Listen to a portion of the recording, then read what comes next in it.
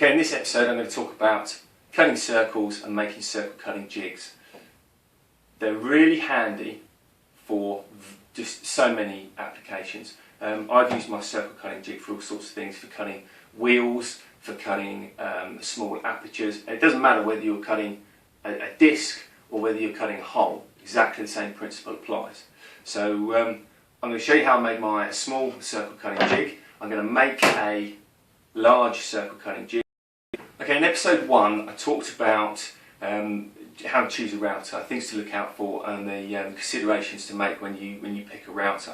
And I mentioned in there about attachment points for fixtures and fittings from other manufacturers to the manufacturer of your router, and also for homemade jigs.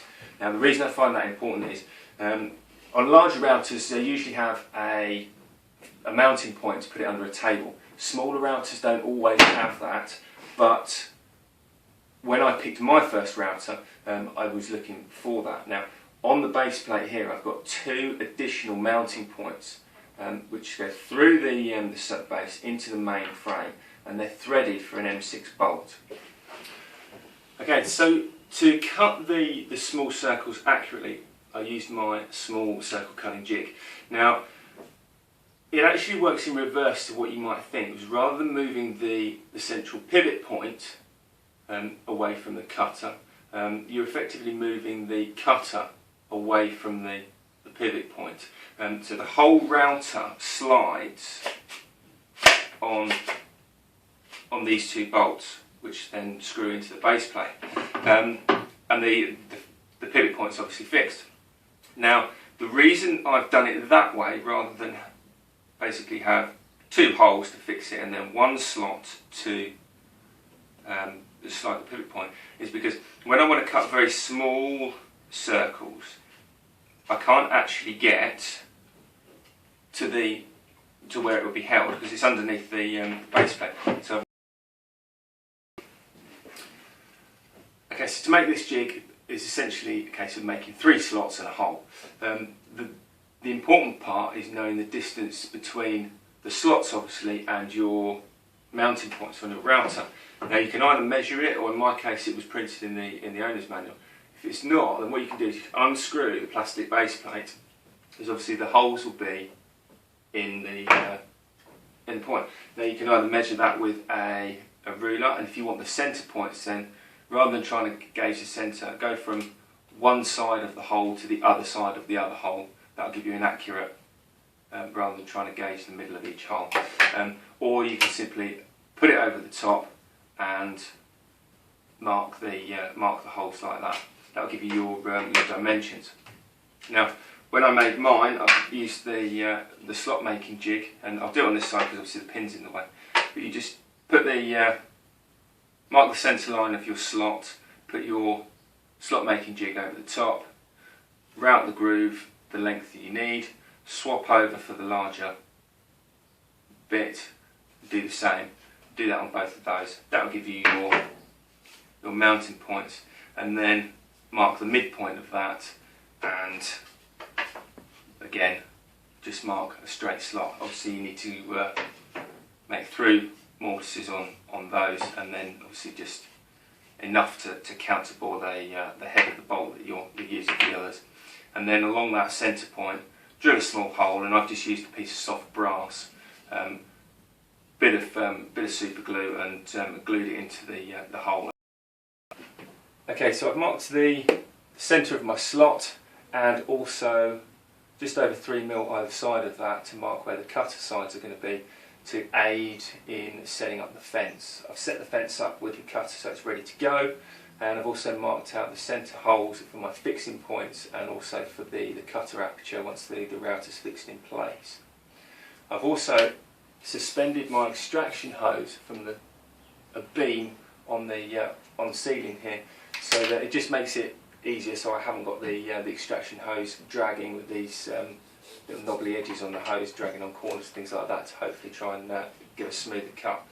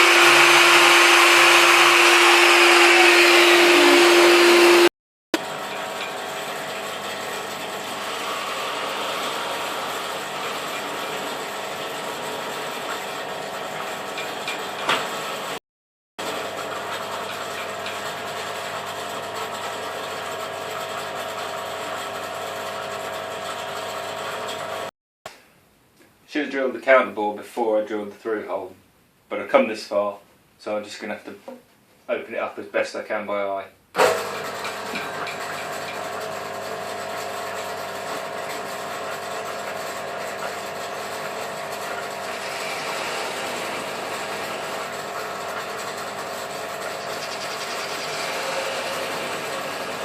Well, that's not bad considering I did it by eye.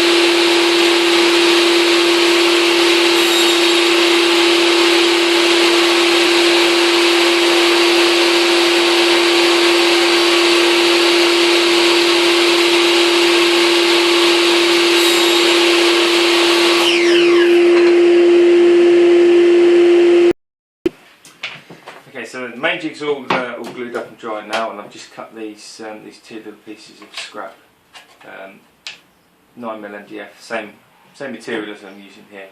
I've got a M6 threaded bar and with a plastic knob on, which came off something, I can't remember what. Quite easily use a normal bolt and corresponding nut and make a wooden knob for that. So buying one of these, and I'll show you how to make one of these in my how to make a fingernail grinding jig video, so check that out in my playlist. So all I'm going to do is put the bolt through the slot, tighten up the nuts so it fits in the slot, hold it back and just tighten this down. I'm not going to tighten it down all the way, I want a little bit of play in there, so that what I can do now is slide this piece underneath so that it fits as a shoulder to keep this top piece square, and then I can mark measurements for set radiuses at a later date. So just need to glue that on there and clamp it while it dries. So that way round. Teeny bit of glue on there, don't need much, so I don't want lots of squeeze out, so it glues all the pieces together. I just want enough to get it to hold on there. Set that to square, line up these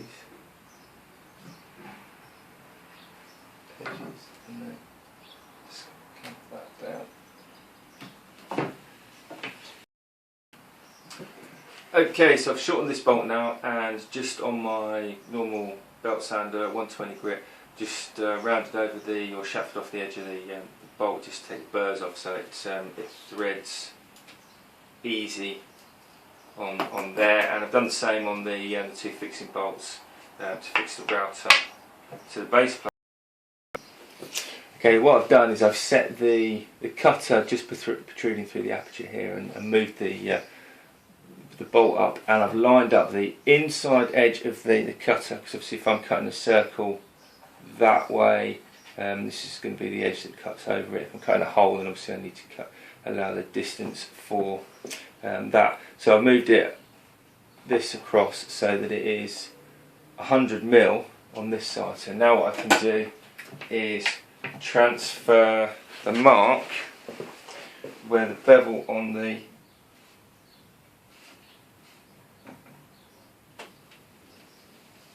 scale meets that, so it's a stop, and I'll transfer that all the way across. So that's the large circle cutting jig finished now. I've gone ahead and just marked 10mm increments from 100mm up to 700mm. So that's a fairly good diameter circle I can cut now on this.